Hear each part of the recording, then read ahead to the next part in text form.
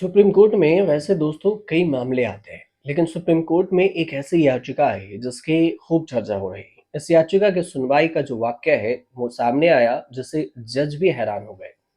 एक बेहद ही पढ़े लिखे वकील ने अदालत में एक अर्जी डाली।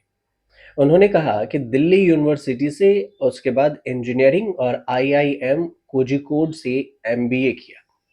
सुप्रीम कोर्ट में सीधे दिल्ली हाई कोर्ट के मौजूदा जज के खिलाफ एफआईआर दर्ज करने की मांग करते हुए याचिका दाखिल कर दी गई। दलील ये दी गई कि एक टॉपर होते हुए भी उन्हें न्याय नहीं मिला और इसलिए उनके केस की सुनवाई सुप्रीम कोर्ट के नंबर 1 में होनी चाहिए। और उन्होंने कहा कि आप बेंच हंटिंग कर रहे हैं क्या? जस्टिस सूर्यकांत का एक बयान है। अब ये बयान जो है क्यों है ये भी समझिए।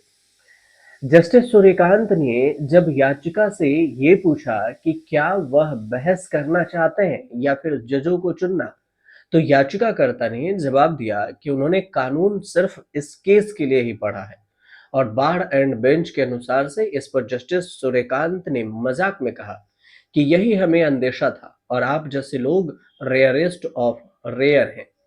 याचिकाकर्ता ने आरोप लगाया कि हाई कोर्ट के कुछ जजों ने उनके साथ अमान्य किया और इस पर कोर्ट ने पूछा कि किस कानून के तहत आप जजों पर एफआईआर की मांग कर रहे हैं। जब याचिकाकर्ता ने कोई स्पष्ट कानूनी आधार नहीं बताया, तो जजों ने नाराजगी जताई और जज ने पूछ लिया कि बिना एक्सपीरियंस के कैसे केस लाए। जस्टिस सूर्यकांत ने पूछा कि आपने कितने केस लड़े हैं, तो जवाब मिला कि कोई केस नहीं, सिर्फ ये केस ही है और इसी के लिए मैंने कानून पढ़ा है।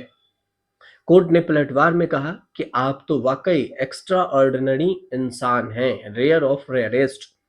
जब कोर्ट ने यह भी पूछा कि आपने पहले ट्रिब्यूनल में बिना शर्त माफी क्यों मांगी थी, तो याचिकाकर्ता का जवाब था कि उन्हें हाई कोर्ट के जस्टिस विपिन सांघी ने ऐसा करने को कहा था। और इस पूरे घटनाक्रम के जो बीच में सुप्रीम कोर्ट के जो वरिष्ठ वकील हैं डॉक्टर मुरलीधर, उनको इस मामले में एमिकस नियुक्त कर दिया गया और कहा कि उन्हें याचिका की कॉपी उपलब्ध कराई जाए। लेकिन तब तक इसके चर्चा खूब होने लगी, क्योंकि सिर्फ एक केस के लिए आईआईएम के बाद इस एडवोकेट बने और उसके बाद सिर्फ एक केस लड़ने के लिए सुप्रीम कोर्ट पहुंच गए।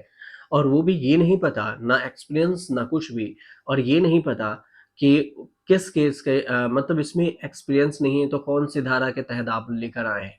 और इसी पर सुप्रीम कोर्ट में दोनों के बीच में जो बहस हुई वो तर्क वितर्क हुआ। इसकी चर्चा खूब हो रही है, तो हमने सोचा आपको ये थोड़ा मज़ेदार स्टोरी थी तो हमने बता दिया।